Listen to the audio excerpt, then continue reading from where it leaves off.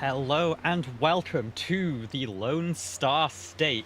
Round 7 of Season 7 of the BSR AMSOIL Truck Series brings us to Texas Motor Speedway for the Propane and Propane Accessories 200 live on JCTV. This 1.5 mile oval opened in 1996 and has been welcoming these trucks all the way since back in 1999.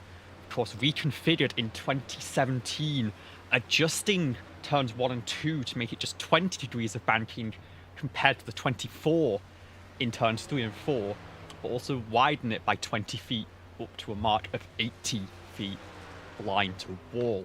That makes 1 and 2 a bit of a pinch point. Despite the additional width of track available, you've got to slow the trucks down a lot more and try and fight for space as much as you can, whereas 3 and 4 are to be a much more of a flat-out affair where you build a run across start-finish line to start the next lap. I'm Olivia Hayward, bringing you all the action for tonight's race, and let's not forget we are in the midst of our regular season, about halfway through our regular season campaign, but also in our second round of the mid-season madness bracket. We have 4 matchups left here in our quarterfinals: Justin Raw versus Cameron Caldwell, Alex Kerfman versus Speaker Walls, who I believe might get the walkover victory here in round number 2. We have Justin Durand versus Cody McCorkle, and Rivers Jones facing off against Stephen Maggio to determine who is in the face-off in our semi-finals next week at Dover. We've got about 1 minute and 20 seconds left in our practice session, and currently it is the Durands going 1-2 at the top of our timing boards, with Jonathan Parker in P3 behind, a new face for this season, and already making a bit of a statement in that 81 truck.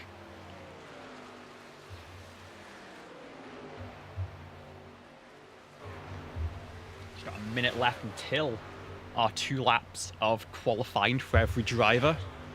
We are expecting 134 laps in this race, of course stage break at the end of lap 34 or so, which will make it, should be pretty easy as we that's not the lap count, I promise you, but the fuel window there is accurate, about 50 to 55 laps expected. Should be a fairly easy one stop from that staged caution. And of course, flat out for that first stage, everyone just vying for position and those up to 10 bonus points that will carry you through the regular season campaign. Doesn't matter for the bracket, of course, it's only your finishing position that counts for that one. We come to the end of our practice session. We're about to head on into qualifying. We'll see what these drivers can do as the sun begins to drop below the horizon. We're racing under the lights here tonight, it seems like. Say the night time is the right time, and I cannot wait to see what we have in store.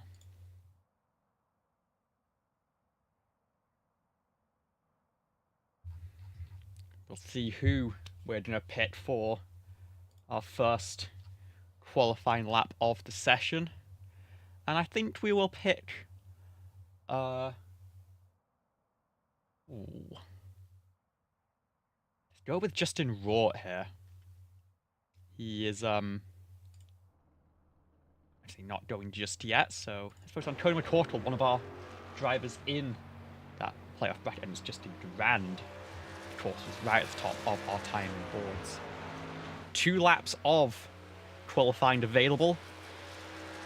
It's possible that the second lap could help with building speed, but with how you have to check up in turn 1 anyway, I'm kind of expecting this first lap to be the one to go for. To 180 mile an hour, and then just cracking the throttle slightly. Got about 6,000 RPM, 165 mile an hour still through the mid corner, and then back on the power, and you're going to be sat on that throttle to the end of the lap here. Really nice and high on the entry of 3 and 4, maybe having to crack the throttle a little bit to keep that rear end planted, and then right up to the wall. Come across the line to finish this opening lap. And we start to see these times roll in. Cody McCorkle with 30.476. it's going to be good for 6th place right now, but it is Jacob Locklear currently at the top of the board with 30.190. We'll see Christopher Smeltzer on lap number 2 improves to a 30.148, so we'll see if Cody McCorkle can do the same, coming across the stripe here. And he's going to find a big improvement, a 30.040 up to 2nd place here. Though Nathan Fuller has improved, and Jonathan Jerdesmeyer scraping so close to that 29-second mark. Lewis Jones 30.003.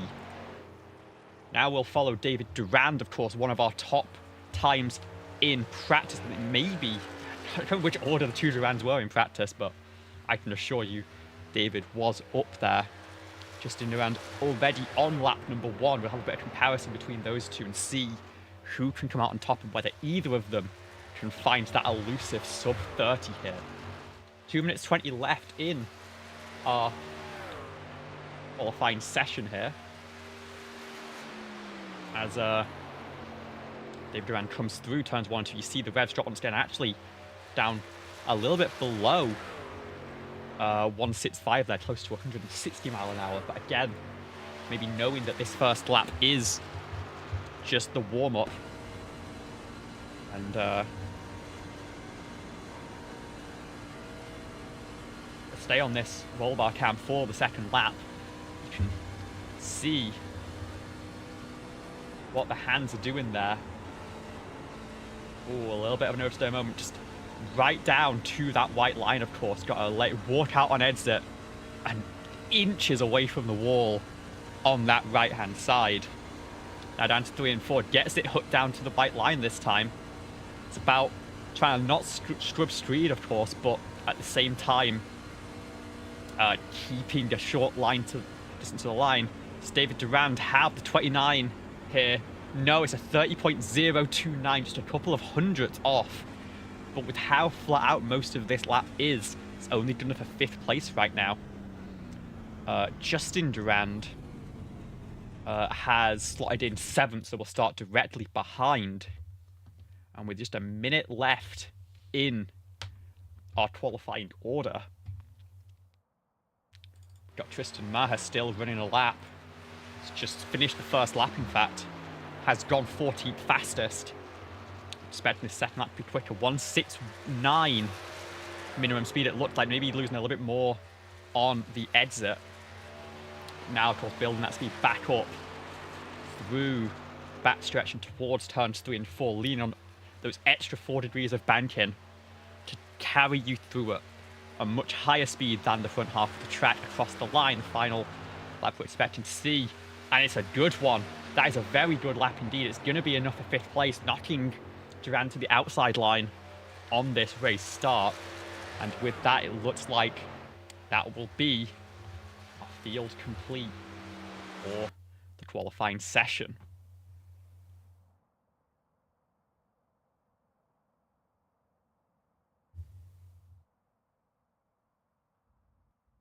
As we move and everyone gets into their grid spots ready for tonight's race. Let's have a look at our starting lineup for tonight's race here in Texas. It'll be Rivers Jones starting from the pole position with a 30.003. Mika Wall starting alongside just 0.005 of a second slower. It'll be Jonathan Jerdensmeyer and Nathan Fuller on row number 2. And on row number 3, Tristan Maher and David Durand. And less than 300 off our pole time, all the way down in 6th. Cody McCorkle will start behind with Justin Durand, line up nose to tail his brother on row number 4. And row number 5 ran out our top 10, Stephen Maggio and Donald Stern in that number 88 truck. Jeffrey Armistead and Cameron Caldwell will have 11th and 12th, with Zach Probst and Justin Rohr alongside. Gabe Zola and Brett Bennett will make up row number 8 of our grid, with Andrew Davis, Christopher Smeltzer, Jamie Wright and Jacob Locklear rounding out our top 20. William Kemp and Josh Coppenall. Josh Coppenall with a great P10 finish last week. He's going to start from 22nd this time tonight. Ty Watermolen and Levi Poland will make up row number 12. Jonathan Parker and Christian Pacheco behind, starting to get to our non-qualifiers of this field. Maybe drivers with EOLs to serve from last week's action. Ryan Bodie and Dawson Allen make up row number 14. Jonathan Canfield and Shane O'Neill, row number 15. And then Stephen Thornton will start 31st and finish up your 31-car field for tonight's race.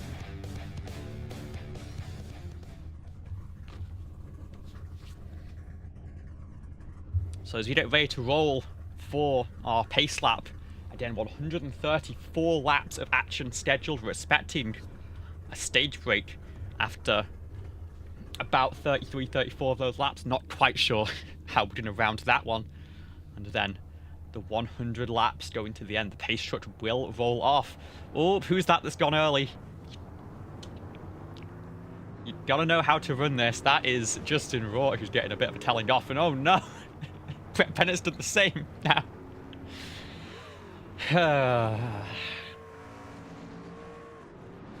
It's not the most common layout for a grid in iRacing, but it happens often enough. It still seems to catch some people out. Bennett, come on, get going now. Oh, might have an EOL, of course. But as the rest of our field gets lined up, we might see an additional pace lap potentially as everyone catches back up. We'll see how our field is looking. And yep, there's lights back on the pace car.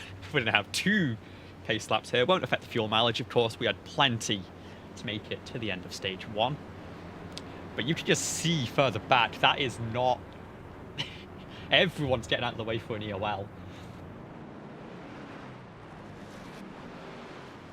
And, of course, no harm, no foul, ultimately, but a bit of a chaotic start to this one. As we all get back into our positions. It's Smeltzer with an EOL, Gabe Piazzolla, Brett Bennett, maybe Justin Durand and David Durand as well. Both of them going to be starting from towards the back of this field. Dawson Allen and Jonathan Canfield, I think, also going to be starting from the end of that very longest line at the back of the field. We're on our back to our wanted green, of course. And starting to get lined up, and it will be, of course, still Rivers Jones and Mika Walls on your front row of this field.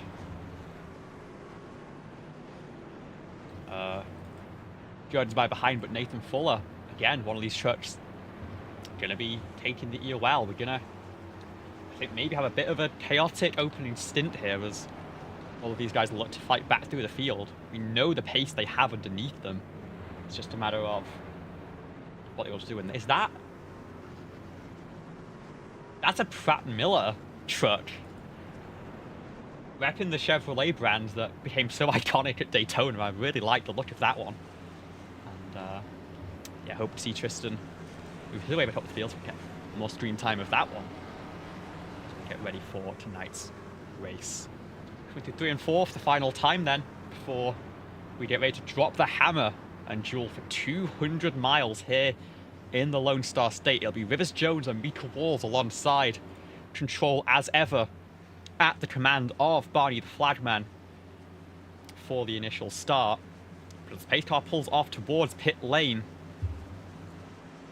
it is going to be Rivers Jones, Mika Walls side by side, Toyota and Chevrolet. We are green and racing here in Texas, and it's a pretty good start for them both. But further behind, a little bit of chaos. They are going to be side by side into turn 1. And we'll see which side seems to be dominant on restarts. Initially, it is Rivers Jones being able to keep the hammer down. And we are in all sorts of trouble already. A big wreck behind, a big wreck behind. And we've got a parking lot here in Texas. What in the world has caused that one?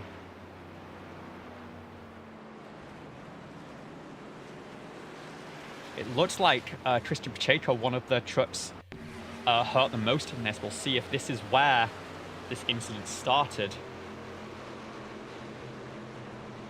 And no, they've already wadded up. That's the number 20 of Jeffrey Armistead. who was one of the first ones involved. We'll roll this one back and see if we can get a good look at what happened. Let's go up from our blink cam. And it's a whittle from the number 2.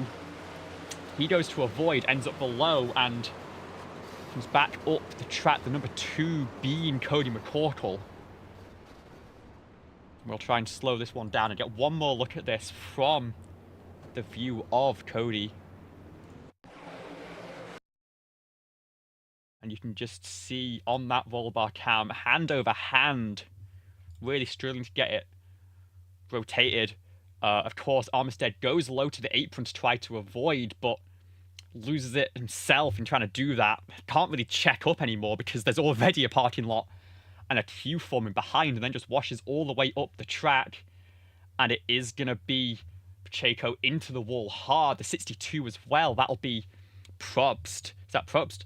Taking a significant amount of damage, and then everyone behind. There's just nowhere to go, ultimately. So a big incident to open up proceedings here tonight. We'll jump back to our live pictures, and you'll see pit lane, a very busy place right now. Got maybe a dozen trucks all taking some form of damage repair.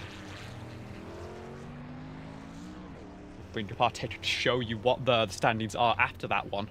Of course, some big movers already up the field. Justin Raw up to 4th now, after being lined up 14th. I'm not sure how many of those were from EOLs and how much was from the carnage that we saw here. But we have Maggio, Shane O'Neill, and Christian Pacheco all a lap down already. It was like Pacheco had to tow back to pit lane, so definitely feeling the worst of the damage tonight. But of course, Shane O'Neill's doing Maggio all hurting as well, and some trucks still on pit road here as you see the pace car roll through turn 4. Some of them start to roll. That is Nathan Fuller. That is, I couldn't tell which that one was, and Cody McCorkle. A couple more, but we're gonna see a few trucks go that lap down. As Zach Probst still stationary on pit road here. We are, of course, coming to our choose though. Let's focus back into our race restart, and they've picked the same side as they had on the initial start. Rivers Jones felt how powerful the inside was, goes there again. Mika Walls staying on the front row, going to the outside. Got Jordan Byron, now Justin Raw alongside.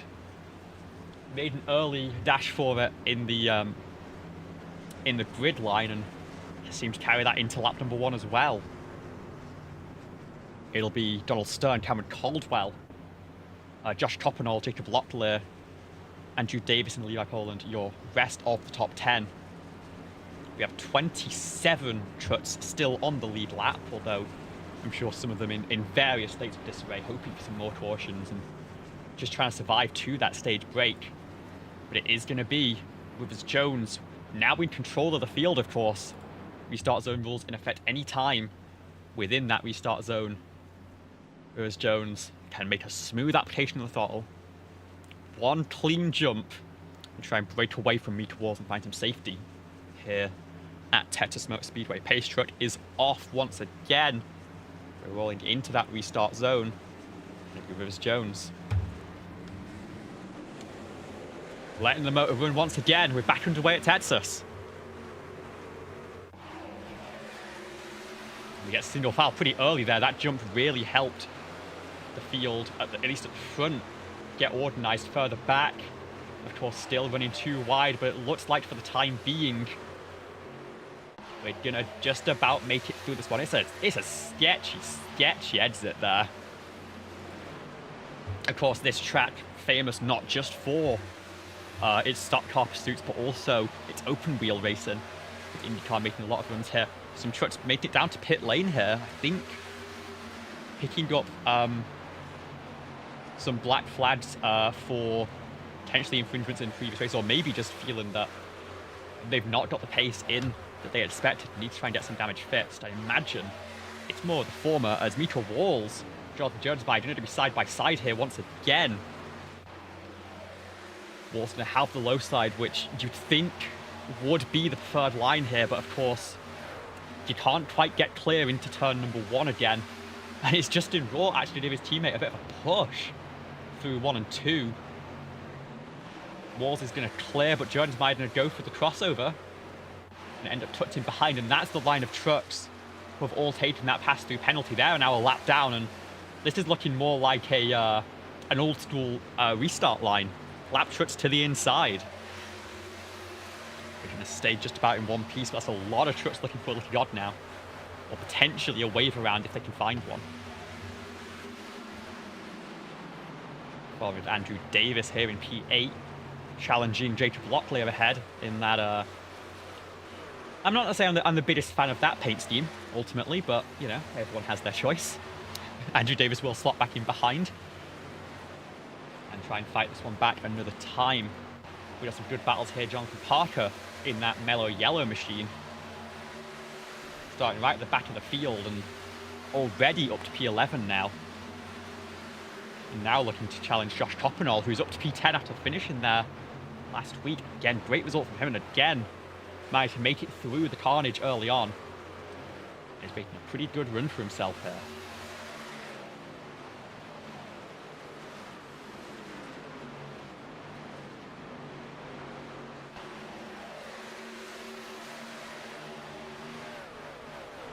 Again, Justin Raw made his way up 10 spots already. Our biggest gainer on the night is Parker up 15, but to go up 10 spots to P4 this early is a great run from him.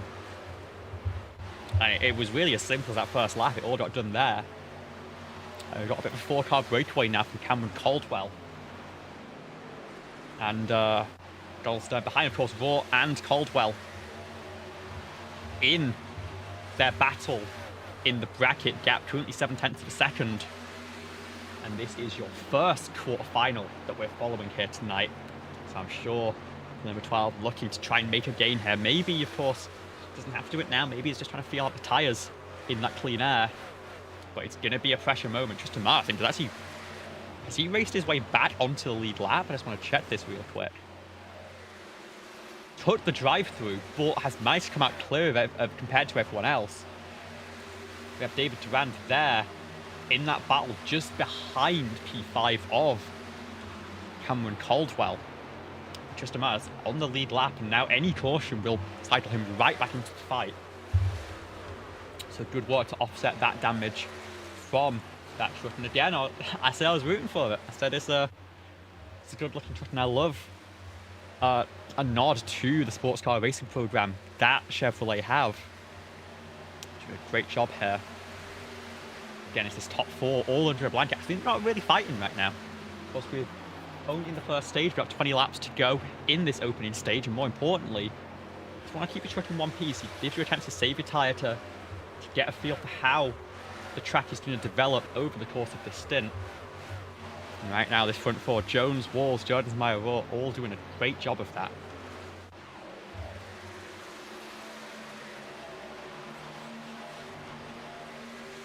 I think we have slid in a bit single file. I think those early nerves really giving everyone a little bit of panic, and there's not really much urgency to push right now, everyone, especially those trucks that are going to have a bit of damage further back.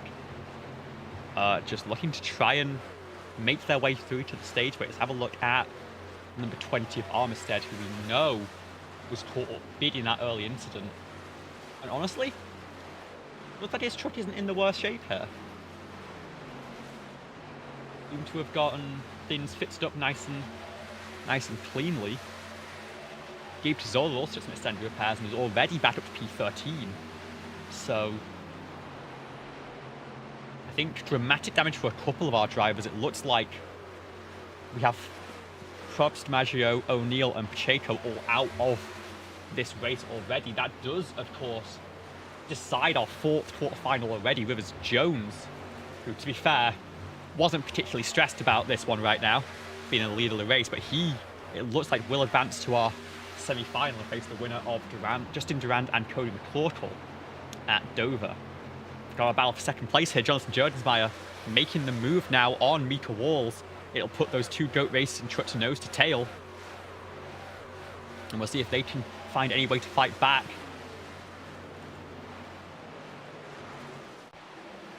Mika, of course, already clinched his spot in the semi-final with a walkover against Alex Kerfen, who was not able to make it here today. But we talk about the this bracket as part of the regular season, that matters a whole lot more. Alex Kerfen, as an update, is in Georgia, I imagine, attending the NASCAR weekend at Atlanta Motor Speedway. And I know quite a few people who are excited for 2 plate races in a row to open up the NASCAR Cup Series season. And there'll be a lot of offensive bills for some of those teams as we head over to Dakota in real life next week. Again, we're seeing these trucks, and I think this is the thing, just David Durand, we know was fast in practice, was fast in qualifying, has to use up some tyre here ultimately to try and race back to the lead lap, and this is going to give the field a little bit of a chance, because these trucks you would normally just want to settle in and find a rhythm are getting hounded, these GOAT Racing trucks, getting the issue forced by David Durand. What this does mean is Cameron Caldwell, who again just brought his battle in his matchup, only about 0.3 seconds back now, to make that about 0.2. To bring that back up, that was about 0.7 seconds a few laps ago, and Justin Raw held up 0.3 by David Durand that last time by. But Cameron Caldwell having a similar issue now, is in a battle with Donald Stern, in fact, and Donald Stern has made that move up into P5, but still right on the tail as the number 19, that is going to be Christopher Smeltzer, also looking to cut his way through. With the battle for the lead, Jonathan Jerdensmeyer is going to let that truck of David Durand Jr. through. I think just one away from racing his lap back the old-fashioned way, as we call it. I'm sure using up more tyre than he'd like in this opening stint, but ultimately, the joy caution coming and scheduled in about 14 laps time. If you can hold on after that, then it doesn't matter how burnt out those tyres are. Maybe you've actually found just about where the limit is. Goes to the outside through turns 3 and 4. Again, this is not our battle for the lead. This is a battle for David Durand, one of our strongest qualifying drivers, to make it back onto the lead lap. He's going to have the outside line into turn number 1 here. Riz Jones to stay low, maybe setting up the crossover, but no, going to keep the nose in actually. And he's going to be on the high side once again. And Rivers Jones not wanting to fight this one, no real reason to. Wants to try and defend this race lead, and we have one more truck on the lead lap now. Make that 24 as David Durand makes that move. And of course, this helps out Smeltzer, Canfield, and Bennett behind, because now we'll look up spot to fall to one of them in 10 laps time. Potentially sooner, of course, if we have an incident. A little battle here, but up at the front of the field. This is tricky to follow because we have so many trucks that are a lap down. Everyone's jostling for position. We've got Donald Stern, and Cameron Colbert's actually starting to fade, has fallen back to P7 now. As we have Jonathan Park in that mellow yellow on the inside. All of these trucks now are on the lead lap. It is the number 19, just at back of shot, that is currently looking at position, and about 3 seconds ahead of Jonathan Canfield and Brett Bennett, so not too much reason for him to try and push at this point in time. The question is to be if David Durand can hold on to that spot from Rivers Jones, of course, but here comes Cameron Caldwell back to the inside of Donald Stern.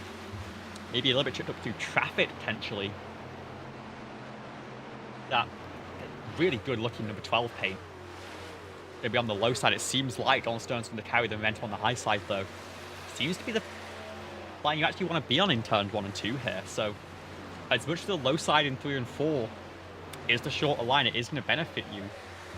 You're not going to have the lane you want for 3 and 4. And actually, Jonathan Parker is already making moves from the back of the field and try to round the outside of Mika Walls for P4. Of course, Parker, a a part-time driver, limited on the start, I believe, due to iRacing, and always chooses to start from the back when he does make those races, just to, you know, make it a little bit more fair for the field, ultimately. Just over 5,000, the number currently for that mellow yellow number 81 driver. And you can see why, making quick work of both of those GOAT racing trucks. Justin Rourke gonna fight it back on the outside. Jonathan Parker gonna have the inside again for 3 and 4, and might be able to clear here for P3. And 8 stage points, which I know not particularly relevant for a part-time driver. But a good position to try and then fight for the win a little bit later on in this one. We're going to be side by side further back. This is for 9th and 10th, I believe. William Kent and Jacob Locklear for those final 2 or 3 stage points. And this first stage is flown by. We had that massive incident early on. It seems like a few trucks were a little bit down on pace, but not to a huge extent. Of course, Tristan Mahone and David Ram both raced their laps back. Stephen Thornton and Levi Poland here in a battle pack, but still only about a half a lap off our leaders. They will make it back to the stage caution and have a chance to take any more repairs they might need. Got about 5 laps to go in this one. Jonathan Parker is clear, and the question is, from 1.1 back, can he make a charge at Rivers Jones to try and finish out this initial stage with a I can check a flag for 25th. Donald Stern now challenging Mika Wolf. He managed to hold side by side out of turn number 4. We have seen how powerful this line can be in turn 1 now. Cameron Copper going all the way up on the high side, trying to find a little bit of clean air, as Donald Stern is going to clear here. And now Cameron Caldwell with a big move to the inside. Was fading a little bit, but seems to have found what's left in the tyres to try and make some moves in the final few laps of this stage, but not quite able to make it stick. Gonna have to slot in behind. Let's see if I can.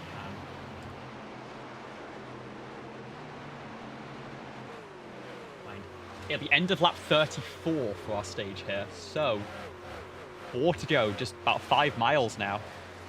Mika Balls, Cameron Caldwell still dueling it out. This could end the stage early, of course, if there's contact and a caution. But that low side in 3 and 4 going to be dominant. Cameron Caldwell moves up into P6 and slides in front of Mika Walls. Is now to try and make work of Donald Stern in the 88. Mika Walls looks low again in turn 1. Going to try and make that run happen, but we know it's tricky on that low side to carry the momentum on exit. And now it is Cameron Caldwell going to be able to clear nice and effectively here. Justin Durand going to also be looking for a move on that 7 of Mika Walls. He's fading, he's pushed early. Justin Rourke seems to have held onto ties a little bit better in that sister car in the number 76. Further up in the field, this is 2 laps to go in the stage. Rivers Jones has about a 4/10 advantage, but Jonathan Parker trying to hunt down Jonathan Jerdensmeyer for that 2nd place and what will likely be a front row restart as we start the rest of the race. Rivers Jones front of shot. 1.5 miles left to take. Those 10 points, not to mention the playoff points, on offer for a stage victory. Jonathan Parker looks to the low side. Jerdensmeyer able to cover it back off. I'm not sure if Gate wants to have another attempt at this. But Rivers Jones there, you can see just in the front of shot, that's David Durand, is going to hold on to that lead lap position. Raced it back along with Tristan Maher after taking the pass-through penalty. But it'll be Rivers Jones taking the green and checkered flag to finish out stage number 1. Caution will fly. It'll be Rivers Jones, Jonathan Jerdensmeyer, Jonathan Parker, Justin Rourke and Cameron Caldwell. Did a great job to get back into the top 5 there. Justin Durand, Donald Stern, Mika Walls, William Kempf and Jacob Locklear taking home the rest of the stage points here at Texas. We'll see if Rivers Jones is available for an interview. It does not seem like I see him in the Discord right now. So we might end up doing, as has become a little bit of a tradition here in the series. Stack up behind Pace Truck. We are going to pull in the JC of JCTV, Josh Coppenall.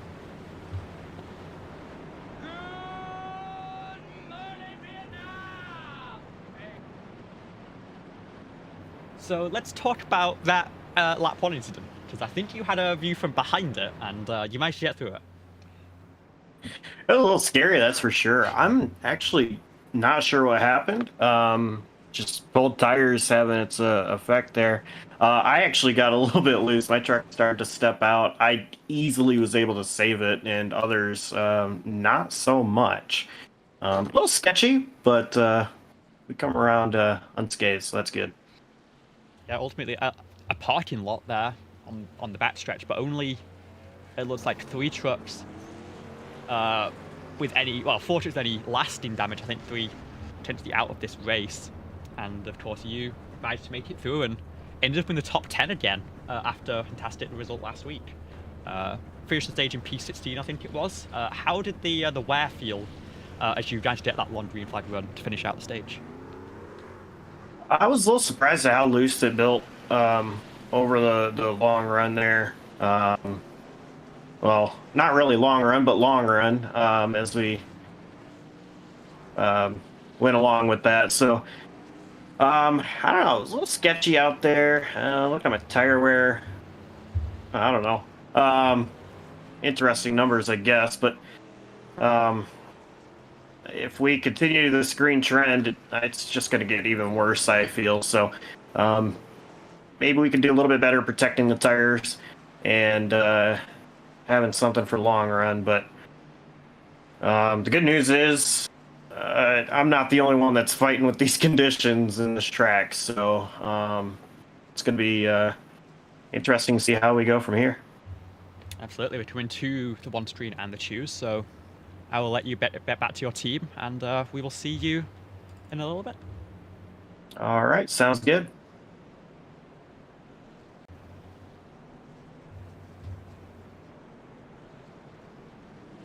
And you see one truck there taking the wave around. It looks like Jonathan Canfield opted to stay out on those older tires.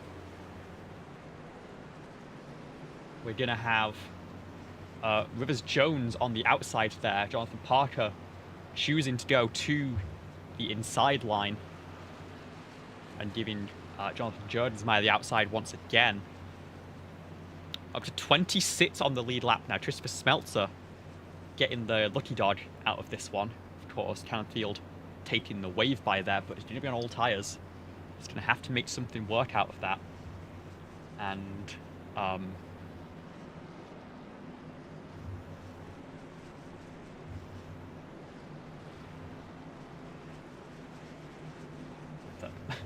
our overlay's come back online here.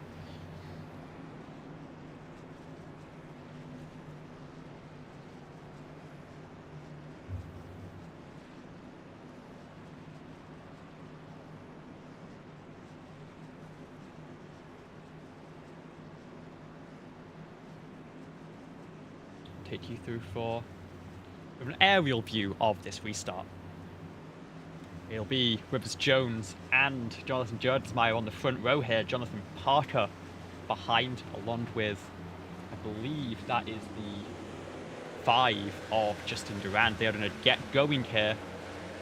Oh no, already Miko Walls going to move to the low side.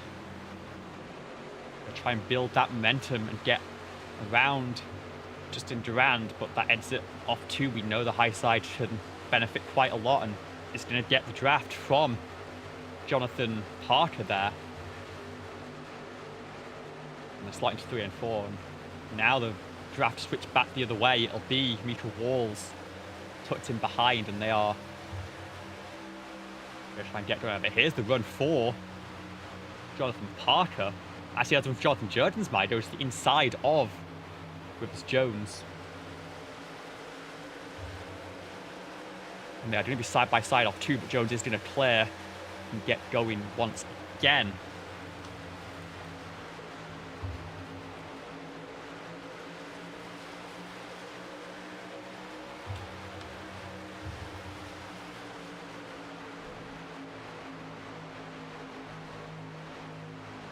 About still ongoing between those trucks further back. Michael Walls and Justin Durand side by side for now a couple of laps. That's not going to be friendly for the tyres. We're expecting that we could have to go much further here. Again, 50 to 55 laps expected.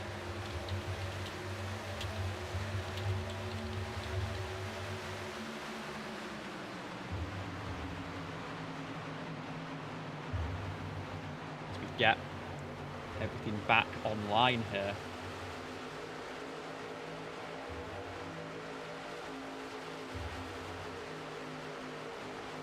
It's going to be still Rivers Jones at the front of our field. Jonathan Parker second, Jordensmeyer third, and then Walls and Stern now getting around Durand, and this is a intense battle between these drivers. Should just about get clear.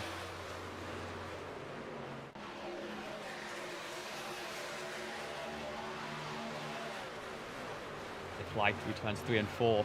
Peter Walls able to defend with the pressure being absorbed by the 2 trucks behind ultimately. But Jonathan Parker now up 23 positions.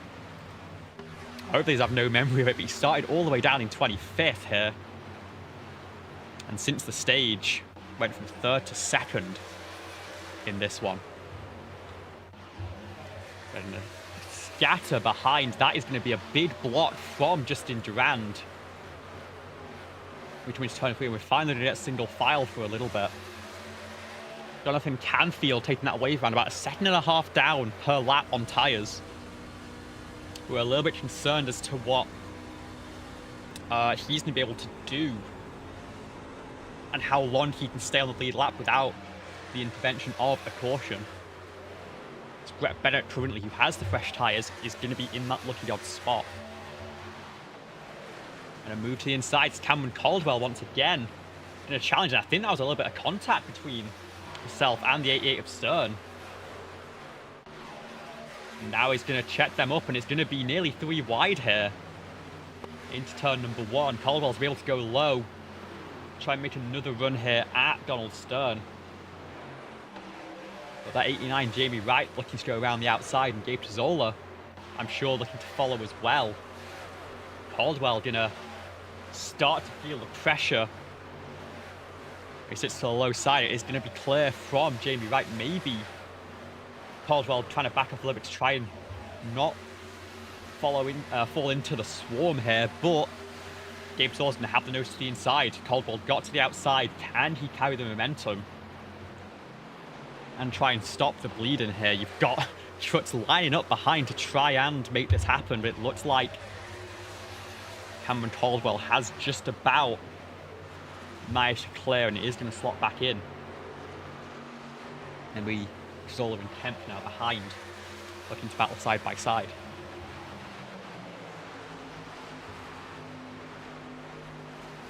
While we're watching that, Jonathan Parker has taken the race lead here. Done a great job to cut through the field. And now Rivers Jones going to have to settle in behind, of course. I love it. Oh, that's a big slide from Justin Durand. We'll quickly pull up the replay to see what's happened, but he's fallen right down the order. And it was like, oh, a little bit of contact, maybe a little bit assisted by Donald Stern. It's going to slide him, and it's going to make the entire field scatter. But I think ultimately no damage. We are going to be keeping the field in one piece and keeping it green, which I'm sure is not what Jonathan Canfield wanted here on those old tyres at the tail end of the lead lap. Justin Durand now down to 14th position after again being in the stage as high as 4th.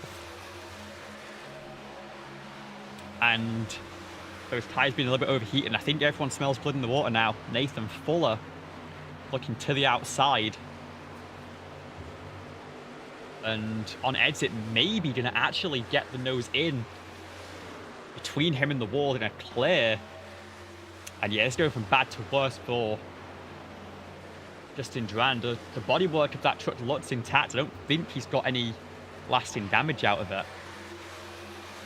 But a lot of damage in terms of the scoreboard, and a lot of ground to make up now. Then battle with Cody McCorkle, that has thrust the number 2 provisionally into the semi-finals to face Rivers Jones, who's been running very strong so far tonight. Led the entire opening stage, has now only been overtaken by the hard-charging Jonathan Parker. Bear in mind, Jones is still holding on to the back off. Doing a great job keeping Parker honest. Maybe just trying to save a bit of tyre to try and charge back later in the run.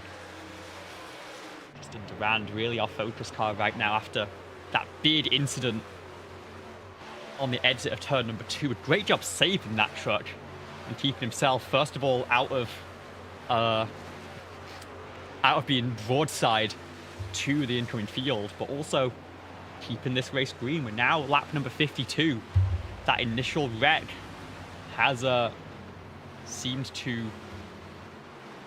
as we have a truck into pit lane. Ty Watermolen gonna make an early stop here, and he's probably gonna go a lap down out of this one. We'll keep an eye on that one and see if it's just a tire call there, trying to maybe pit early and try and get a tire offset, or whether there's some damage that needs fixed on that 68.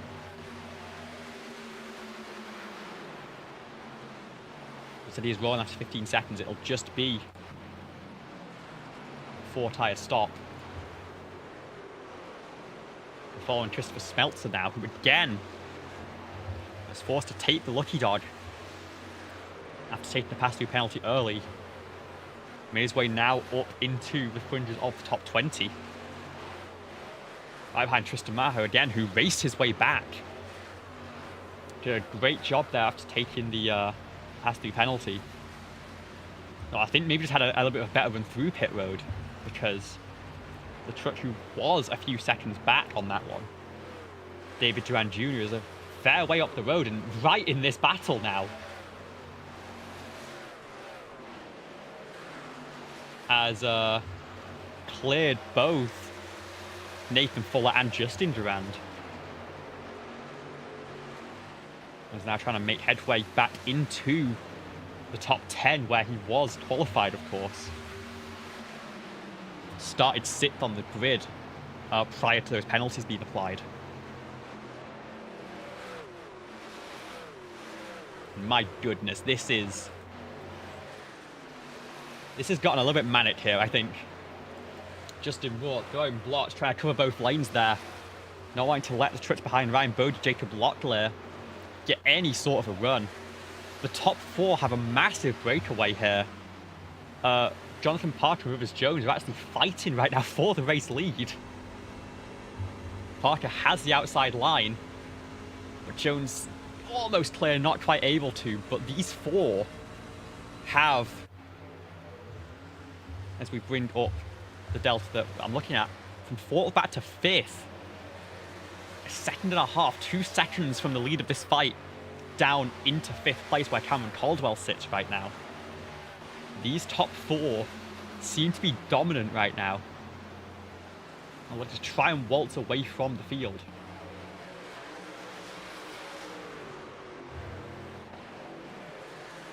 It looks like Jonathan Canfield has been forced to make a pit stop here in the last lap or 2. Run out of fuel. The most likely answer is now to be 2 laps down. That wave around gamble not quite going to work out for the number 16. These 4 working together. The trucks a little bit further behind. We're following board with Justin Durand, who of course was sent sideways by Donald Stern just a couple of seconds up the road from this fight. I don't think you say these trucks are working together. I think you're saying they are fighting for their lives. 4 lanes there through turns 1 and 2. They're going to hold 3 on the back stretch. There's someone going a little bit slow. That's William Kempf. We'll try and catch a replay of what happened here. Was the one on the bottom of 4 wide, and oh, a loose moment from, I believe that is the 84 of Jacob Locklear, is going to knock Kempf down onto the apron. And as they get going again, I believe that Locklear is dropping back to maybe address that position to William Kempf. It's knocked them a fair way down the order, both, of course. And with how hard fought this is, I wouldn't be surprised if we get a caution before too long. And the top 4, nice and safe. Cameron Caldwell with a nice gap to Stern as well. And 1.2 in that fight. And it's hard to believe that the battle packed that aggressively, as that is Justin Durand. Oh, that's going to make contact. They're side by side, and that's a spin from Gabe Zola as well. And the caution is going to fly. We'll try and get a replay of what happened in that one, but we've got to say the storm was brewing for a while. We saw a little bit of contact further back. Let's bring this one up to our blimp cam and see whose fault maybe you could really call it. Oh, I mean,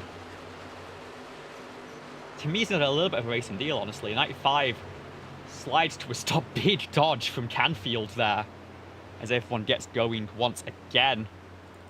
We'll see what sort of damage Justin Durand got out of that one. As we go to, let's go to our roll bar cam. But is low on the track. He's exiting quite low ultimately.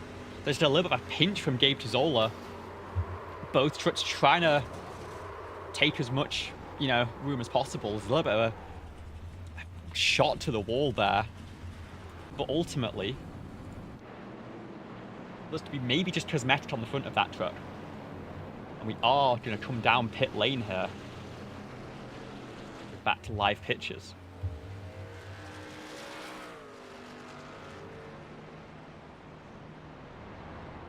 Thornton stays out.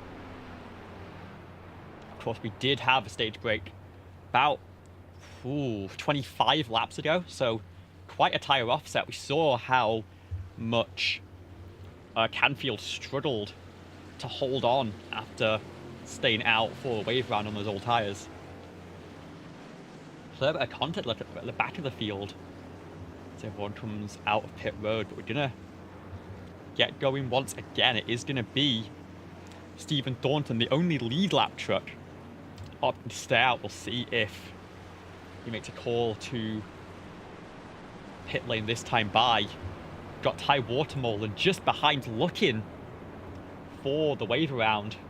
He's not going to find it right now. Joseph Canfield ahead is going to get a wave, but he's still going to be one down after having to make that emergency pit stop. Running out of fuel after taking a wave at the start of this stage. It looks like Thornton is going to make a pit stop here. It's going to give Watermolen the wave by. And unfortunately, that gap that was built up between that leading trio, Jones, Parker, Thornton, Jordensmeyer, it's going to end up going to nothing. Front two both going low. Jordensmeyer, Walls both going high. Going to give up the front row once again, Jonathan Parker.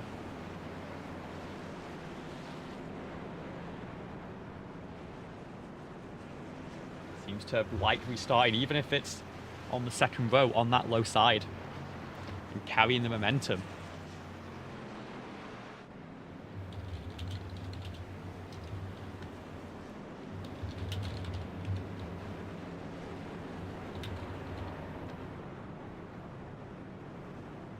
Again, we're talking 5 tyre sets. A lot of these trucks have now taken, and now on their third have just used up 2 of them. They're still well on pace to make it to the end here. There's not really much of a concern about that. The main thing is 50 to 55 laps on fuel. We're restarting with 70 to go. If we stay green, we're going to require a stop, but it's going to be a wide window. Strategy options galore. And we'll see, depending on how calm it is, how hectic it is, maybe expecting another caution, going to try and stay out as long as possible and wait for that yellow flag to fly. But ultimately, it's going to be Rivers Jones once again in control of the field. They get into the restart zone, put the power down, and clear Jonathan Jerdensmeyer. And actually, Mika Walls has followed really nicely. But in that second phase, Parker's going to have that low side, and actually Walls is going to get shuffled out a little bit. Cameron Caldwell wants to put himself in this bid 4 of this race. And there's a big move, Jonathan Jerdensmeyer. Looking low, I think maybe almost a little bit of contact there. Is going to tuck him behind and put Jonathan Parker up onto the high side here. Mika Walls able to fend off the attack.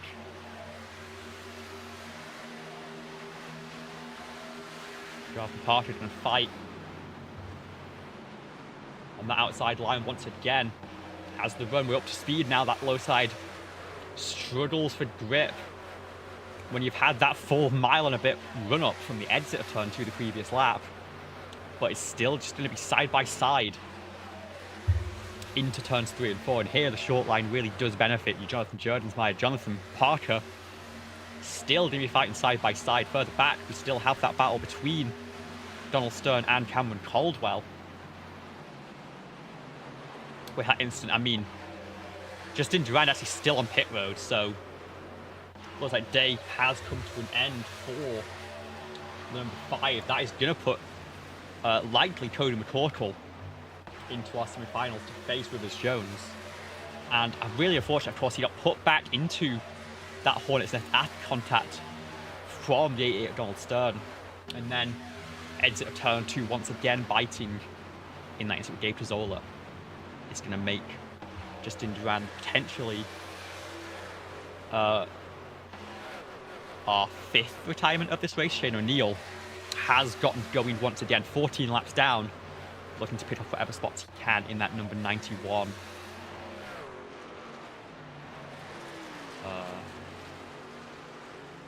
Blue Chew truck, that is. Fight hard, gotta get every point you can in these races. So we hit lap 69 of the race, more than halfway through this one now, I think. Yeah. And it's Jones, Parker, Jerdensmeyer, Walls, but Cameron Caldwell right on the tail end now. They are putting pressure all the way through the field. It's single file, yes, but it is a packed single file all the way down to outside of the top 10. Focus on P11, Tristan Maher right now. And they're still nose to tail to tail to tail. It's only going to be a matter of time before someone tries to break out a line here. Looks like Cody Porter might be potentially forced out of line, so they'll slot back in. And it'll be Jamie Wright going to the inside of Ryan Bodie. And I think it's a little bit of time for this to settle into this heavy fight, but once you've got a few ups on the tyres, you can't quite go as flat out as you'd like, maybe through 3 and 4. You're going to start fighting here, nose to nose. It is going to be a drag race down the backstretch between Rivers Jones and Jonathan Parker. Parker has the inside, Jones has the outside. Can he keep his nose there to stop Parker from clearing? No, he's going to slot him behind. And that's to open the door to Jonathan Jerdensmeyer potentially. As, yeah, we are now very much in that phase of the tyre life where you're scattering through turn 2, trying to find anything you can. 3 and 4, a little bit more sketchy than you expect. Oh, remember, 24 degrees, it's a lot, but on old tyres, it's not going to be flat. You'll really be fighting the truck to stay on that low side if you're side by side.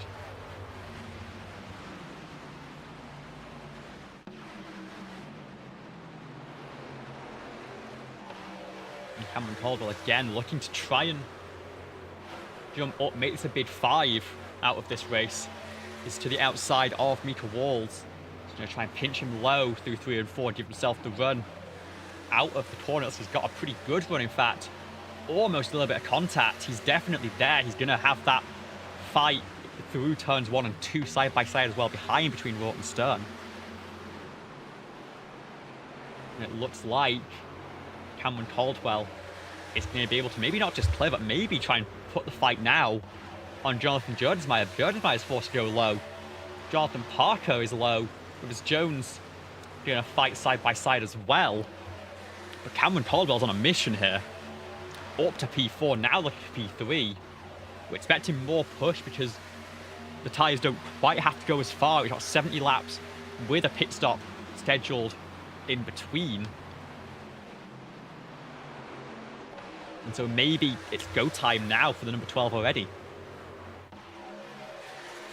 Jordensmeyer doing a good job of defending, but you can see just checkerboard pattern almost on the backstretch. Everyone fighting to try and get clear, to get themselves into line, but it's not quite that simple at 180 mile an hour. Trust me, I'm British, I'd know how forming queues works. Looks like actually Caldwell might have gone a bit too early, might have burnt up a little bit too much, because Mika Walls now is starting to fight back and actually has cleared.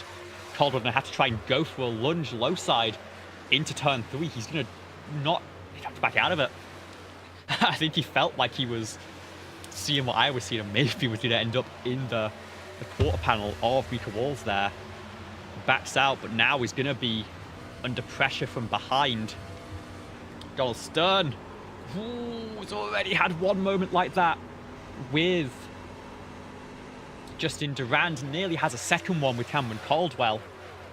What that will actually do is that'll wave Justin Rort through, because they were fighting side by side. That was the respite that Cameron Caldwell needed, but now it's Justin Rort putting the pressure on. I might have said Justin Rort, I meant Justin Durand earlier.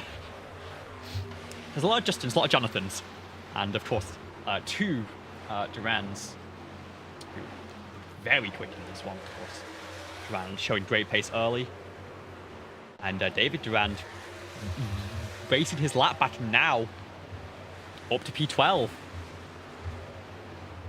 Qualified tips making that move on. Tristan Maher also is in that spot, and he's going to try and make it 2 for 1 here. Oh no, that's Cody McCorkle going to have a wiggle, but slots around Jamie Wright, who kind of backed off in that one. And Maher and Durand really looking to make a charge through the field here. There's a pack all the way from the lead down to, I mean, the rest of the top 20. Everyone is really under a blanket here. Josh Coppenall just a little bit off the tail end. But the first 19 trucks in this race, all jostling for position, and when you time your pit stop and how well you execute that pit stop is going to be vital for how this race goes.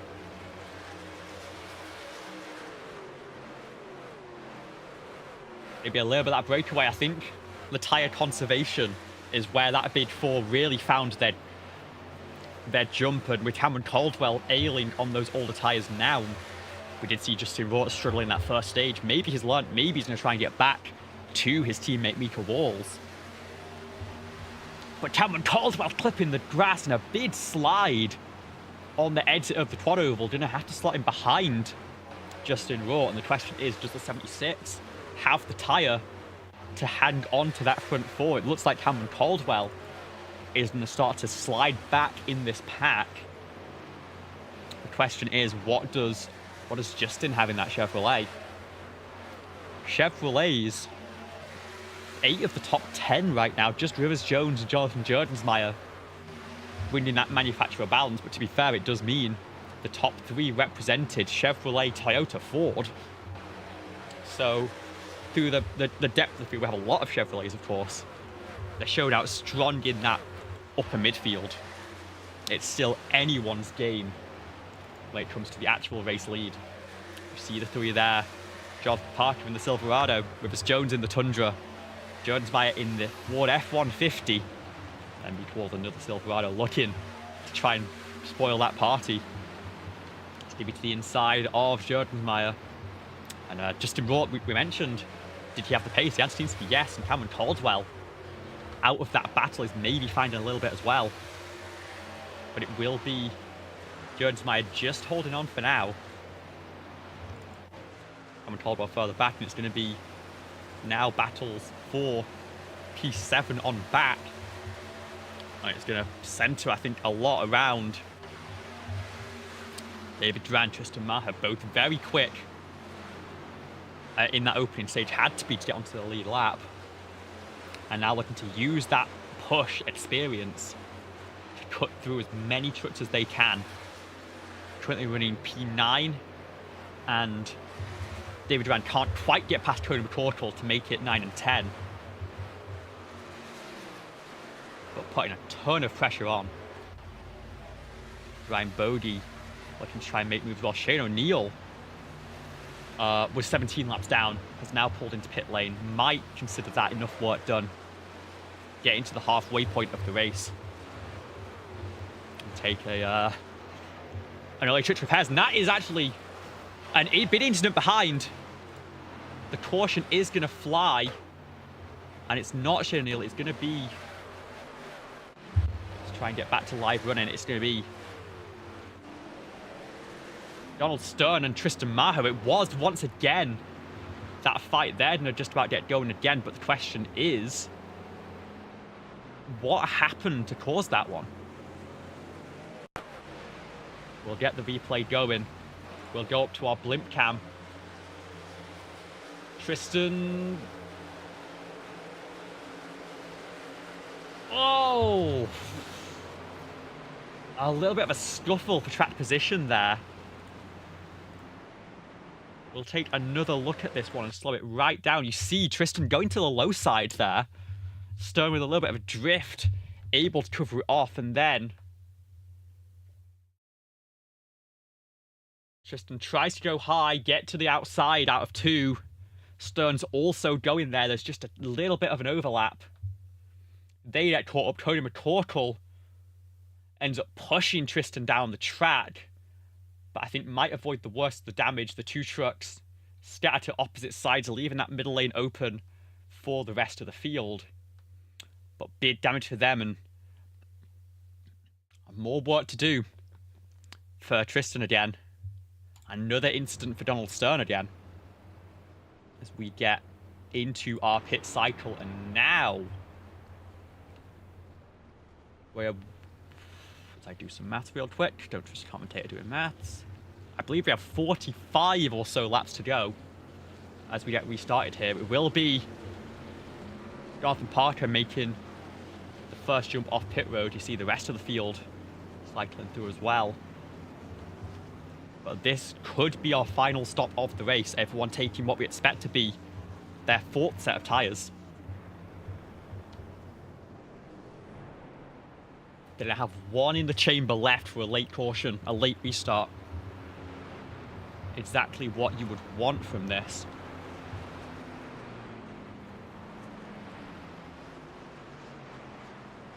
But we've got... Not sure quite what's going on here. Everyone a little bit out of sorts further back in the field. But that we're keeping an eye on the front few. Tristan Maher still on pit road here. Donald Stern also down there. I believe neither truck carrying a meatball flag, so they could be able to get going here, but with how much damage, only time will tell. It looks like actually Tristan is going to end up being forced to go a lap down. So could be day done for the 17 unless he can race one back again. He'll need another caution.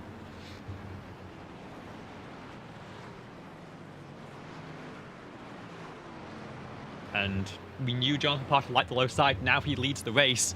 He's going to go for it once again. Mika Walls goes high with us. Jones goes low. And these front four, they're faced with 46 laps. Sorry. In this race going to the end. It will be just one tank. They'll have a little bit spare for green white checkers as well, but I'd imagine in that case they'll be down for their final set of tyres, maybe two. Could be an interesting strategy call to come later on.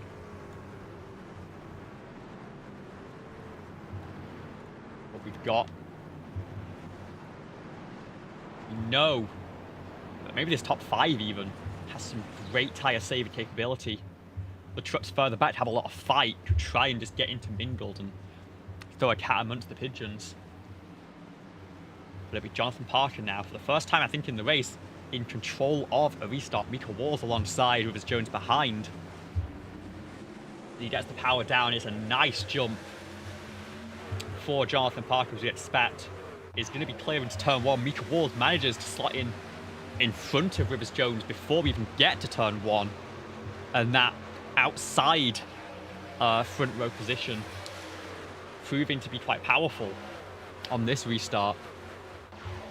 But oh my goodness, Jones below the apron looking to try and get a move done on Mika Walls. I think everyone tried to go low to either block or go for the move himself on Walls on Parker. And Rivers is throwing haymakers in that Yahoo truck right now. We expected maybe some patience, try and save some tyre, but going for some early moves, it's not really paid off. Jonathan Jones might now with the outside line. And Jones going to feel the pressure here. Is going to manage to slot back in and maybe to try and consolidate here. Only down to P4, of course.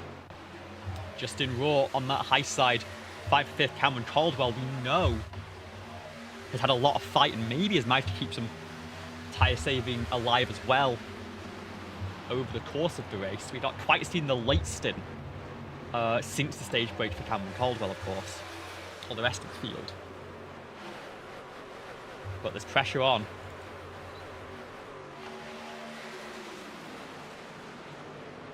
And Justin Rautner decided that offense may be the best form of defense. Going to try and clear Cameron Caldwell and put a fight on Rivers Jones. The side for second, Jonathan Jones might have to try and slot through Mika Walls here. And if you're Jonathan Park, you've got to be seeing this in the mirror and thinking this is exactly what you want. Make them take awkward lines, let them fight, and just preserve your tyres to go as far into this race as possible. You already have the clean air, of course. And finally slotting single fire at the front of this field. Story further back, of course. What do you expect from this series? We've got a very strong field, a very competitive field. They're still be fighting side by side. We're going to get a little bit of lawn mowing again through the back half of the quad oval. David Durant up to 10th. Our only survivor from that duo that raced a lot back. Tristan Maher is still on pit road and presumably out of this race, or race out of contention. And Durand just has a little bit of a roadblock ahead. There's not really anywhere you can go. You see just absolute chaos ahead. Try to get to the high side. Brett Bennett's there already. Do you go low? You maybe give a little tap and say hello on your way past. Awesome high, trying to open as much of the mid corner as possible here. Maybe get a run on Jacob Lockley. Maybe to force him out a little bit more. And aggressive moves in this pack. Little exchanges of paint. And they'll still be side by side. I think Brett Bennett going to have the run and exit here. David Durand going to try and fight back by going even lower. As that's Jacob Lockley getting out of dodge, I think. Maybe getting checked up a little bit, or maybe just trying to settle into a single file rhythm behind. The front 15 or 16 really the ones at pace right now. Rest of the field in a little bit of save mode further back. As we focus on that gap between 16th and 17th, Cody McCorkle, Jonathan Canfield. Gap is up to 2 seconds. But ahead of that number 2 truck, it is all go. All go. You see Jacob Locklear now. William Kemp going to scoot his way through. Donald Stern back on pit road taking more repair, so both of those trucks going to be carrying different damage from that incident. That brought out what I believe was our 4th caution of the night. Don't trust the matter. Who knows if we can count with 3 wide in turn 3 and 4. And it's David Durand on the low side, Jamie Wright in the middle, and Brett Bennett being shuffled out. That very top lane not gonna get you anywhere. Durand able to move clear with both. Is now gonna play the lanes. They're gonna be side by side behind, so gonna check them up. And Durand's next target, Ryan Bodie, in that Ford F-150. Up 19 spots, qualified 27th. Oh, I believe didn't set a qualifying time. That Air Force number 21. David Durand qualified 6th, had to take a pass-through penalty. I'll lock him now up to P8.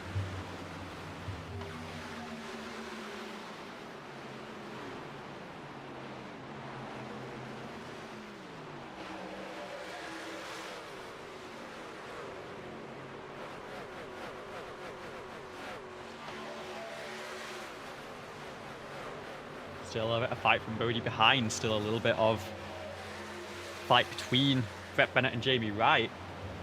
Bennett to be on the low side this time, not forced up to the very wall.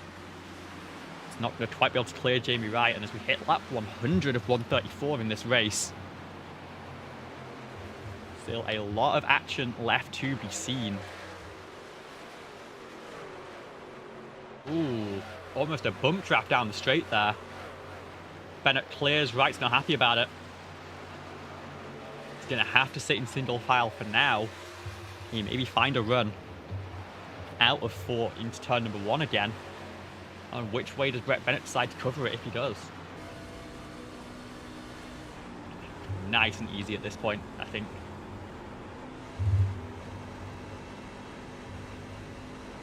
Maybe a little bit too wide. Too aggressive on the throttle on the corner entry for Brett Bennett. He's going to keep Jamie Wright that close, fighting for that final spot in the top 10.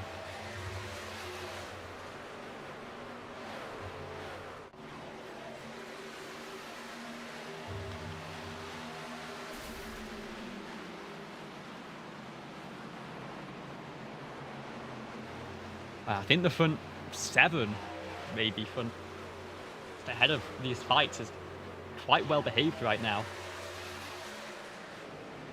And biding their time, trying to save as much tire as possible, knowing that if we go to the end, the Goodyears that you have on right now, the Goodyears that you're using right now, are gonna be the one who decides who takes home the checkered flag. It's as simple as that.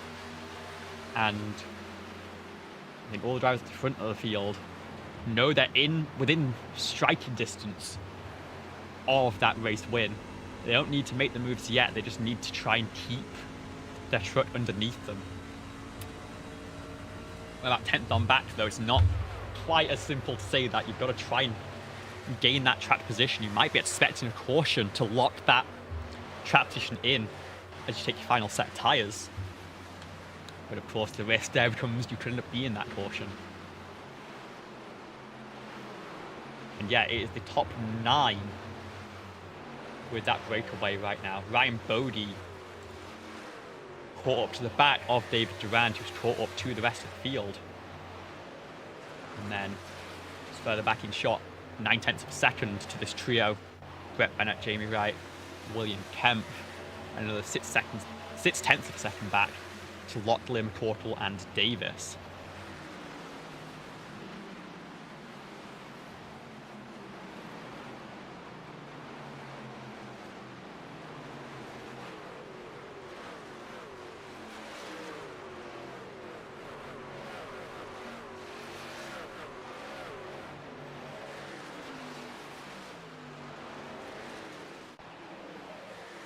Brett Bennett just being given enough time to breathe right now, because the 09 and the 89 forced to go side by side through the corners, forced to give that lane up inside and outside.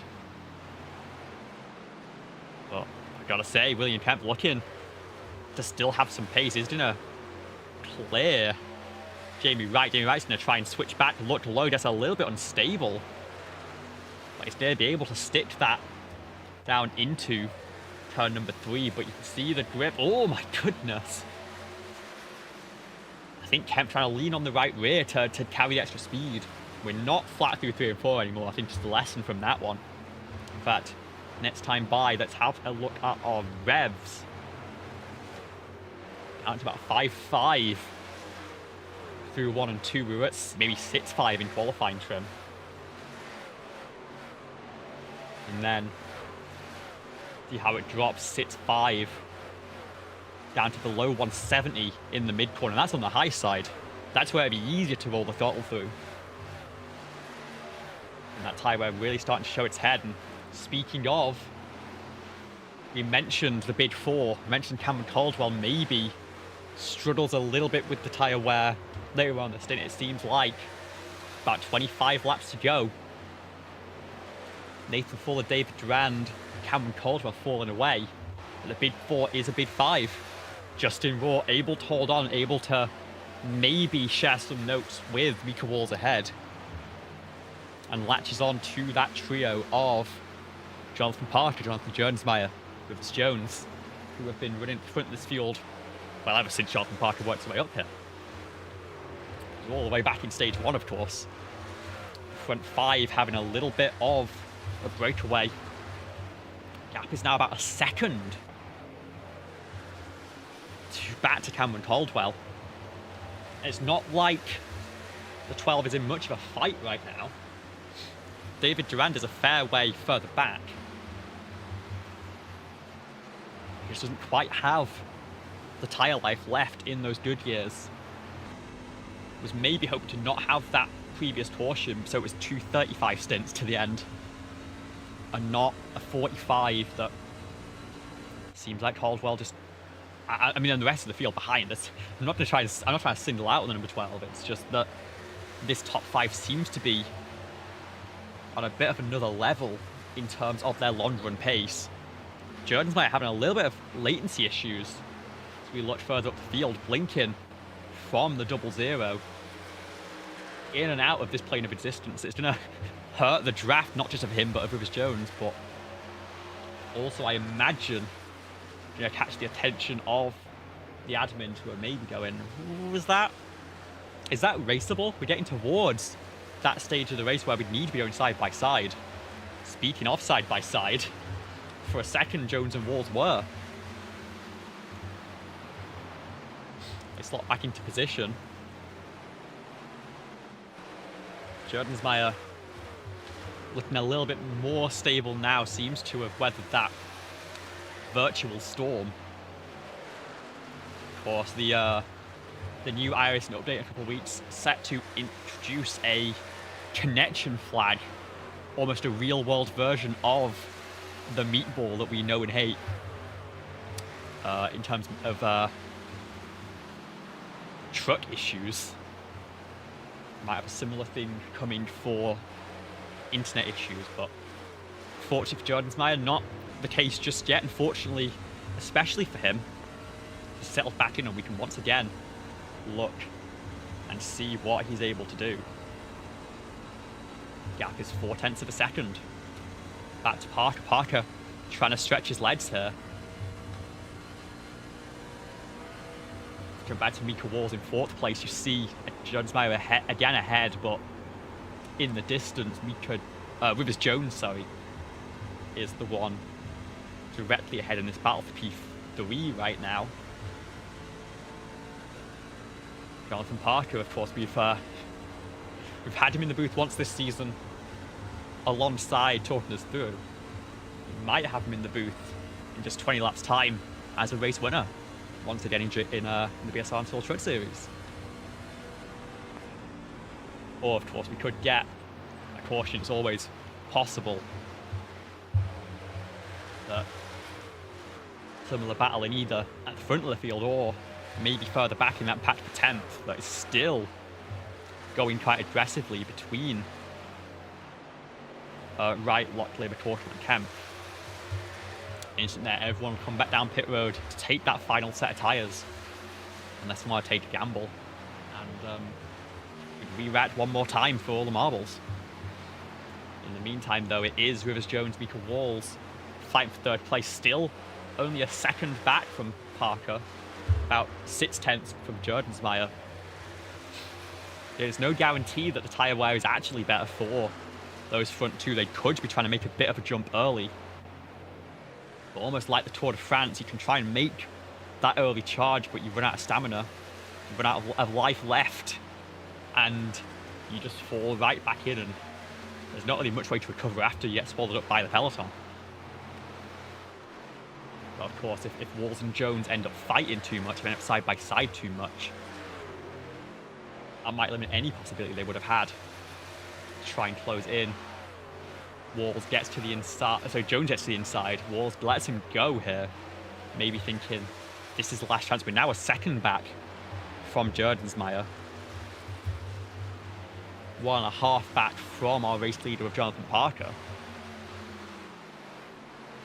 Rivers, got any life left? Bring me to the promised land. Try and get me a shot at a race win here. Looks like Justin Roth behind. Goat Racing gonna have, looks like with Jordensmeyer as well, 3 trucks in the top 5 here. Right now it is Jonathan Parker front of the field, leading by half a second with Jonathan Jordensmeyer. 15 laps to go at the line.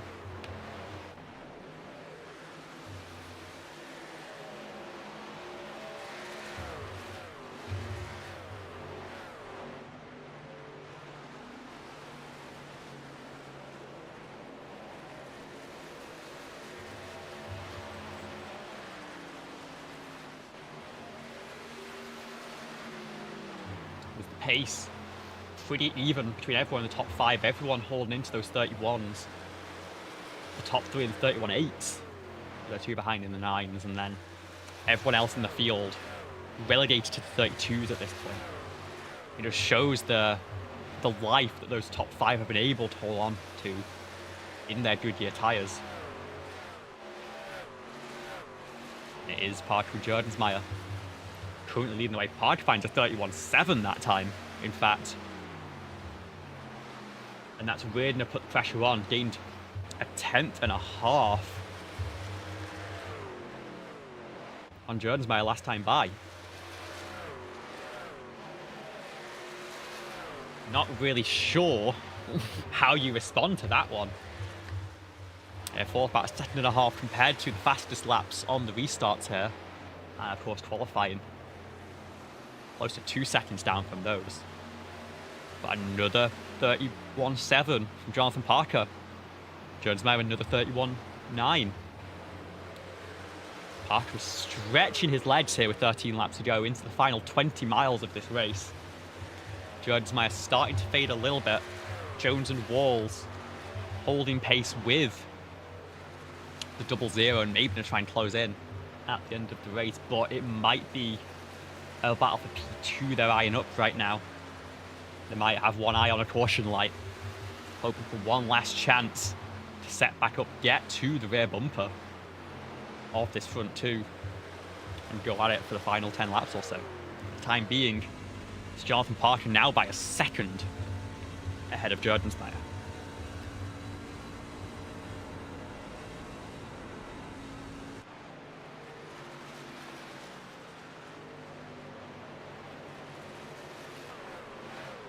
Further back in the field, we've still got some fights. This is where the caution you'd expect would come. We've not seen really any single car incidents in this one, aside from maybe a loose moment on the initial start to bid one. It's all been fighting side by side, especially the exit of 2, where the trucks converge as the 8 feet narrows back to 60. You've gone high and wide to try and carry speed on the lower banking. And you see Andrew Davis going for the switchback on Jonathan Canfield. A nice clean move there. We're now maybe going to look forward to our battle for the fringe of the top 10. This is Jamie Wright, Ryan Bodie for P9. You see Bodie go super high in 1 and 2. You see Locklear and Kempf behind running nose to tail. It's a pack of 2, then a pack of 3.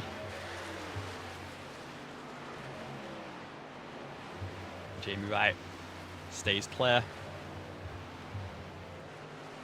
William Kemp gets the exit of 4 Locklear inches from the wall. And walks Kemp up towards the wall through the quad oval. The 09 trying to get the nose in on the outside here. Can't quite do it. Still keeping one eye on the gap at the front of the field. 1.6 now. We'll bring up our last laps on the ticker again. As you can see, Jordensmeyer being burnt a little bit too early. Tried to hold on to Parker. Can't blame him. That's contact here. I think a little bit of netcode, and forget the battle for lead. We've got that caution that is going to bring everyone closer together, and it happened exactly where we were focusing on William Kemp and Jacob Locklear. Let's try and see what it was that sparked that one. We'll roll the feed back. Oh, hang on. You slow us down, because I think that was a loose moment from the 84. Locklear sort of wards it into the wall, but kind of safe, and then netcode. The sim expecting a much bigger bounce off the outside wall. William Kemp gets caught by it, sends him facing backwards, and ultimately probably not the most damage from either of those is a toe to pit lane from Donald. No, that's a bit further back. Sorry. Bennett. How did that happen? Hang on. Lose off 4.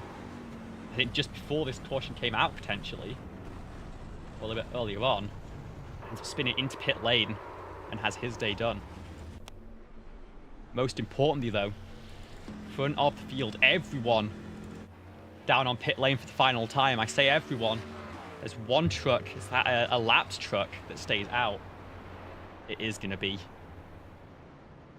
So everyone on pit road. Does anyone go for 2 tires here? First off the lane, it's going to be Rivers Jones. Then it'd be Jonathan Parker. Does Rivers Jones go for 2? Does 9.4 seconds. He's the only one to make the gamble. It moves him back into the race lead. Jonathan Parker restarting second. And we're going to have about 4 laps to go on this restart. Can those left side tires really carry that Yahoo truck?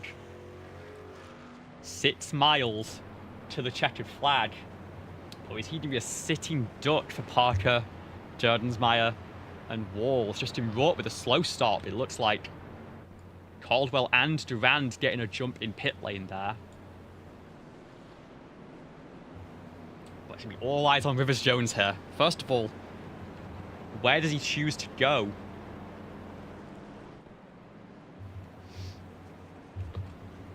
Low or high? I'd imagine low. But then how good are 2 tires really? Has he tested this? Is this something you try out in practice in case a situation arises, or is this spur of the moment anything for the win, knowing that if you restart with 4, you're restarting back in, I think, 3rd place for Rivers Jones, maybe 4th, and it's so difficult to make that move done. Instead, tries to take his fate into his own hands. He's got the lead of the race. He's going to have control of the restart, but he's got to make sure not to spin those left sides too much. And he's going to try and fight for his absolute life for the final 4 laps of this one. That unfortunate incident, netcode assisted. After a great green flag run, brings one last twist in the tail. And for Jonathan Park, who had the long run pace, we've seen it all night long, had a breakaway from Jordensmeyer. He's got to get that move done one last time. So we start on the high side. Jordensmeyer, we start low behind Mika Walls, a little bit further back from them. When the green flag flies, it will be 4 laps. Any caution would bring us to the first of our 3 potential green-white checker opportunities. Let's try and get this one done clean. Rivers Jones in control of the field. Gets the power down, gets it fairly cleanly. I think is not quite going to be clear of Jonathan Parker, though. Maybe not quite getting the restart on those older tyres. And they are going to be side by side in turn number 1 already. And Parker going to try and keep his nose in, try and dictate the line there. Are they going to end up going 3 wide on the backstretch here? Ooh, nearly. Jones will be able to hold the low side here, but it's going to be 2 by 2. It's going to be a nudge from Jordensmeyer. Going to move Rivers Jones out of the way, and that gamble hasn't paid off, but now, front of the field, 3 to go. Mika Walls is fighting on the outside line there. Jonathan Jordensmeyer going to be on the inside, on the edge there. We could get a caution with Rivers Jones being swallowed by the pack here. Everyone's got to try and navigate that cleanly. Jordensmeyer gets to the low side. Mika Wall to the outside. Justin Vaught behind. David Durand in 5th, looking for chaos in front. Maybe Jonathan Parker is contacting the tri-oval there with Jordensmeyer. He's going to get pushed up to the wall. No, managed to hold it low, but contact between himself and Mika Walls, I think it was. They're going to keep fighting. There is absolute carnage behind, and Jonathan Parker being given all the room in the world here. There's going to be apron for Cody McCorkle on the way into turn 3, backs out of it. We are 3 wide for 6th place behind. We are side by side for 3rd. We are going to get nudges to the side, but we're going to take the white flag. We will see this race under green. No overtime required. It is going to be a tight fight here for 2nd. Nathan Fuller now pressuring Mika Walls. A great run through the field. Walls goes low, defending that inside line. Jordensmeyer has been shuffled out after that aggression. Rivers Jones handing on for a top 10 ultimately. Fuller going to be side by side. It's going to be 2 wide for them. But it is going to be a win for Jonathan Parker. The number 81. The part-time driver is going to take home the checkered flag here.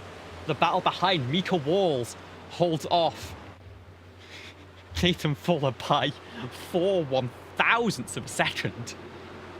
And it'll be Jamie Wright and David Duran Jr. rounding out your top 5. Not the names that we were expecting to see at the start of this one.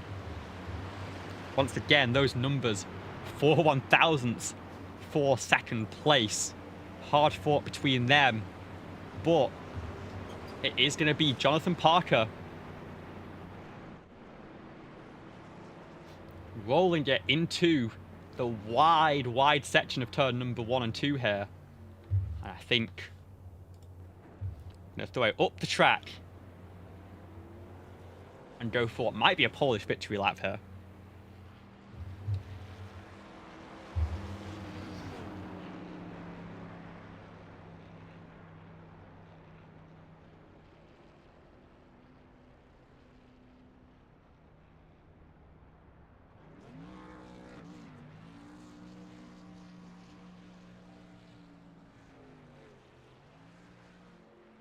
Gotta say the key moment there for the 81 crew. Jonathan Parker inside the cockpit was just getting clear of Rivers Jones. Rivers held on for 9th place in that Yahoo trade after the gamble not quite paid off. A lot of bumping and banging through those final 4 laps, of course, to be expected with so much on the line. But Parker got clear. He let them fight behind. Mika Walls ended 2nd. In a side-by-side finish for Nathan Fuller. Jordensmeyer falls back to 6th in that scramble. Justin Raw fell back to 18th in that. I think maybe got spun or close to it on that final lap. But Jonathan Parker worked his way up from 25th on the grid. Had all the talent he needed to break away and burn it down, taking the checkered flag here at Texas Motor Speedway.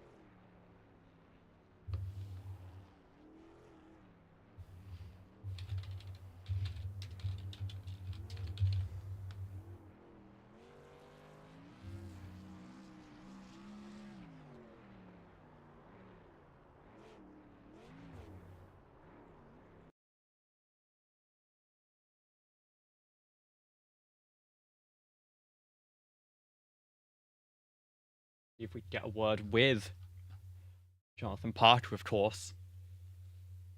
Love to hear what you have to say about that one. Now, we do have an interview with our third place finisher ready to go as well.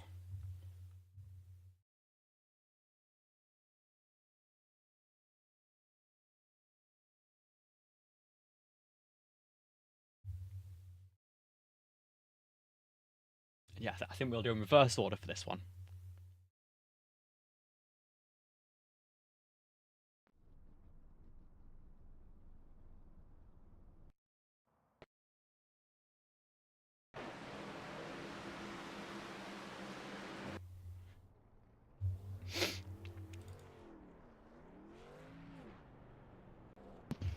And our third place finisher for tonight's race. That's not the right graphic. Hang on, Nathan Fuller. Welcome to the JCTV booth. Congratulations on a fantastic Thank you. there. It was something, that's for sure. I mean, we'll get to the end of the race in a little bit, but let's talk about just how chaotic that. First of all, lap one. Obviously, you were ahead of that, but I'm sure you saw in the mirror everything that happened. Oh no, I was involved. I was involved. I had damage. Oh, of course, you got the EOL, didn't you? Yes. Yep. Yeah. I believe it was Parker who ended up winning it. He was in front of me, and then it all just stacked up, and I tried to avoid him, and I got I think a minute and a half repair from that, but. Thankful for the stage caution and the caution before that I was able to get it all fixed up and survive forward through the race. Yeah, of course. After that, you got a nice green flag run to the end of stage one. Good chance to feel out that tyre wear, and ultimately the tyre wear became quite a big factor in the latter phases of the stint. How was it trying to manage that? For sure. Especially sort of knowing that you had 45 to go, nearly got there under the green flag. Yeah, I mean, with the tires, at first it was, bottom religiously, and it was like, how do you enter the corner? Do you save the right front, right rear, etc.? But, then David Duran went flowing by the outside like a bullet. And I was like, oh, that outside line actually kind of works. And once it moved up there a bit later in the run, of course, the tires weren't nearly as bad, not as slidey. So I was able to keep them alive, stay in that pocket between, I think it was somebody was behind me. I think it was Ryan Bogey, and then in front was David. I was just in a pocket, but that late caution really brought it all right back into it. And yeah, and let's talk about that. A 4-lap run to the end of the race. That I'm not quite sure where you restarted that one, but all 8th place on the outside. 8th place on the outside. Just obviously all hell broke loose at the front, with his Jones going for the 2-tire call, and everyone just scrambling to get around and ended up sort of 3-4 wide in that fight. What was that like for you, slotting through that battle to get back in for what ended up being a podium and nearly a second place next Mika? Yeah. Oh, it was a fight. Yeah. Well, coming out of 4 there and seeing him get loose, I knew that if he was going to be able to keep it straight. Most of the guys up front can save the slide, but it was I'm gonna stay open. The race is ending. Where can I put the truck? And luckily enough, there was that truck width on the outside, and managed to jump 3, 4, 5 spots around the outside. And then it was just the fight of can I keep it wide open and chase down the guys up front? And nearly got Micah there at the end. I'm not gonna lie, I gave him the bumper out of 4 to try and move him, but that is a bumper's width to the line. It was very fun. Yeah, and looking forward to next week now. Over to Dover. The Monster Mile. Gonna be the next challenge. And gotta say, a very narrow track, a track where you can expect a few incidents, but how are you feeling going into that one, and how do you think you can perform, and can you bring home another podium for the team? Dover's definitely a track I enjoy, for sure. It really comes down to that's another tire wear track, kind of like we were here at Texas, depending on the temperature and everything. The last season I got taken out early in the race, so hopefully we can do better at Dover the last time we came here, and we'll do better this time and see what we can make of it. Well, sounds like a plan, and of course, anyone you want to shout out, say thank you to, the floor's yours. Congratulations on a podium finish.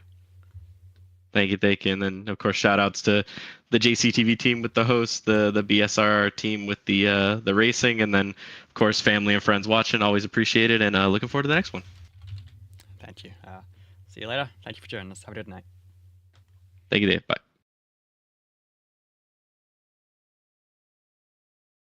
And we move on to second place in our proceedings, Miko Walls. Congratulations on a very strong race all the way through and a fantastic fight there at the end. Yep. So, obviously, a lot of long runs came through in that one. Of course, we'll talk about that final run in just a little bit of time. But how was the tire wear? How was the management there? And we saw you sort of stayed in that top 5 pack the whole way. What was your secret to try and keep those good years alive underneath you? I feel like honestly, my tire savings was worse than everybody in front of me. Especially on that first run, I killed everything before the stage happened. I didn't know what I was doing. I was a stumbling, bumbling idiot out there. But it was a fun race. I figured it out after the stage caution and was able just to manage it. To give him a second there. I didn't mean to. I got in the jerk there with 2 to go and didn't really mean to do that. But happy we can come on with another P2 in this league. Eventually we'll get a win. Eventually, I believe. We have five second and third places so far this year, so we'll get one.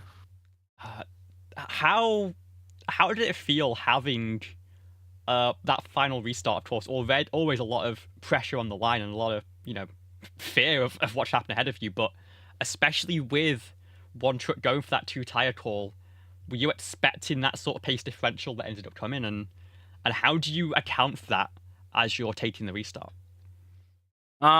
It was definitely interesting. Just I didn't expect him to take 2. Honestly, I thought we kind of all agreed to do 4 tires, and that was definitely a bold strategy by him. I mean, you weren't going to win just sitting behind Buick there. I don't know. I didn't really like having the late caution. I wish we would have went green. I got 2 more spots out of it, but I would have liked just to stay green. Well, next time out we're at Dover, of course. Yep. We also can't forget, I believe you were in the I think bracket. I face Cameron Caldwell, don't I? In the bracket, don't I? Yeah, Cameron Caldwell eliminating Justin Vaught here. So, how are you looking forward to that fight? And do you think you got the upper hand on him? Honestly, I think I do. I like Dover in the trucks, so we'll see how that goes. Hopefully nothing stupid happens and we'll get another top 3. But this time in victory lane. I sure hope so. Well, before you go, any shout outs to any sponsors? The floor is yours. Congratulations on 7th place finish. I got to shout out Bill and got to shout out all the GOAT people and just, yeah. Thank you, and we'll see you next week. All right, thank you. And of course, there's one more driver to talk to, and it is going to be your race winner, the number 81 Mellow Yellow truck. It'll be Jonathan Parker alongside in the booth here. We've had this one before, but I'm sure this one feels a lot better. Yeah, and start from the back, that was kind of crazy the way everything worked out. So yeah, talk about that lap 1 before anything else, and then the rest of that first stage. You sort of set yourself up for a challenge, and then you got more than you bargained for. Yeah, by 5 starts, I try to start from the rear and just kind of have a little bit of fun and treat everyone with respect, which I definitely say I would do that. I did that tonight, and that lap 1 wreck. Yeah, I mean, I think it was the 2 get loose a bunch of trucks ahead of me, and I'm like, oh god, this is probably going to be really big. And I just had to really, really slow up, and Nathan did a good job not to really plow into me. It was a tough situation. I know he got some damage from the residuals of that, but he did a good job to check up, and that could have been really big for all of us. And yeah, luckily the wreck went high away from me, and I was able to just kind of drive through there, and honestly, it feels like 2 months ago that wreck happened. I actually don't really remember it. I just remember nearly getting by. So yeah, and then for the rest of stage one, that was I didn't really know what to expect because I just drove the next gens here last night, and those things are an enigma. So getting back to a normal-ish stock car was kind of weird, but we were flying at the end of that run. I was shocked I even got up to third, and then so I knew I had a chance. And um, once we got long runs, I was going to be able to. That was my big strength, and we got that at the end, and then we got a caution. And I thought we were dead. I thought for sure a bunch of people would stay out or take two, but it was only Rivers, and I don't blame him for taking 2 tires there. That was his chance to win, and I just got a good restart. Was able to kind of keep the pitch down a little bit, and I feel like it was kind of a little bit my fault that he got loose there, but hopefully I didn't pitch him too much. I feel bad if I did, and I was able to go up front there and kind of keep the lead from there. Yeah, I mean, great run from there. I'd normally ask how you think to do next week, but obviously, but what's your next trek on the calendar you line up? What do you want to try and take on next? Well, I don't really want to race Dover, so I'll be here next week in the booth with you, Olivia. Can't wait. I'll be here. You won't have to be solo. I know how hard that is, but I don't know if you could hear it. I don't know if you're familiar enough with my voice, but I mean, my throat's killing me right now. I have some type of illness, and by next week, I should be okay with that. So I'll probably be in the booth next week, and I'll be your teammate, and I'll help guide us to victory, and we always win here at JCTV.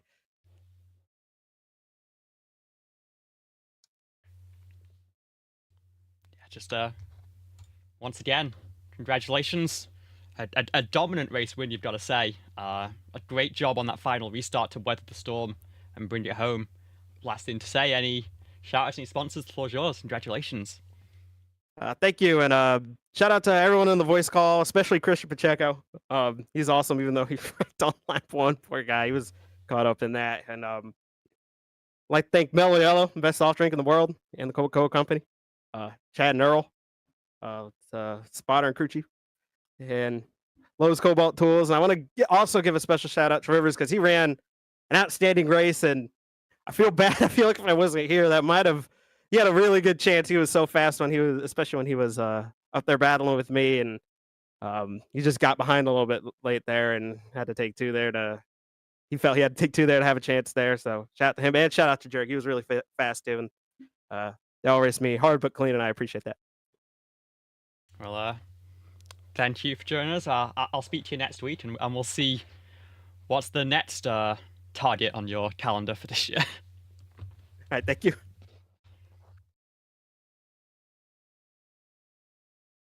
And with that, another night of racing comes to an end before we get going on this one. Let's have a look at our final race results here from Texas Motor Speedway. It'll be Jonathan Parker with a fantastic race win by 1/4 of a second over Mika Walls, 4,000 separating Walls' 3rd place finisher of Nathan Fuller, with Jamie Wright and David Duran Jr. making hard charges under that final 4-lap run to bring home 4th and 5th. Jonathan Jordensmeyer will come home 6th. Cameron Caldwell finished P7, taking that bracket win over Justin Raw, who had some troubles late and fell further down the field. Maybe Ryan Bogey, Rivers Jones, the 2-tire gamble not quite paid off for the 18, and then Gabe Trizola rounding out the top 10 in this race. It'll be Josh Hopnall, P11, a great couple of weeks for the 42 crew. Andrew Davis in P12 behind, and then Levi Poland, Jonathan Canfield, and Tyler Watermolen round out your top 15. William Kemp, Jeffrey Armistead, and then it's Justin Raw, Jacob Locklear, and Stephen Thornton, your top 20. Then to the trucks that finished 1 lap down, Cody McCorkle finished 1 down, but still wins that bracket battle against Justin Durand. He's in the face-off against Rivers Jones in Dover next week. There'll be Tristan Maher, Brett Bennett, Shane O'Neill, all taking significant damage and finishing many laps down. Christopher Smeltzer, Donald Stern, Justin Durand, Dawson Allen, Zach Probst, Stephen Maggio, and unfortunately Tristan Pacheco. The final of 31 starters in tonight's race, those last 3 all getting caught up and having their night ended under that lap 1 incident. Got a lot of action left to go in the BSR AMSOIL Truck Series. Of course, next time out Dover, like same time, same place next Saturday to bring the semi-finals of our bracket home. Before then on JCTV, we've got what is new. I think I said this last week, but it was Sonoma on Thursday for the Road and Plate Series. Next Thursday, it will be Daytona, finishing out the season with another plate track in that series, and they've got a bracket battle of their own. I'll see if I can pull up the names from that one and see who that final battle is between. There we go, Johnny Rapp versus Jay Bast over on the high banks. If you want to follow that one, of course. Final recap for our bracket for tonight's race. It'll be Cameron Caldwell facing Mika Walls in the first semi-final at Dover next week, and it'll be Cody McCorkle versus Rivers Jones to determine who the second finalist will be in a duel at Darlington in 2 weeks' time. But it's Jonathan Parker, the part-timer, taking home a checkered flag from this one, ahead of Mika Walls and Nathan Fuller. We'll see him next week. We'll hopefully see you all next week as we go to the Monster Mile and go to the concrete jungle that is in Delaware. Until then, it's been Olivia Hayward, bringing you all the action here live and exclusive on JCTV. See you next time.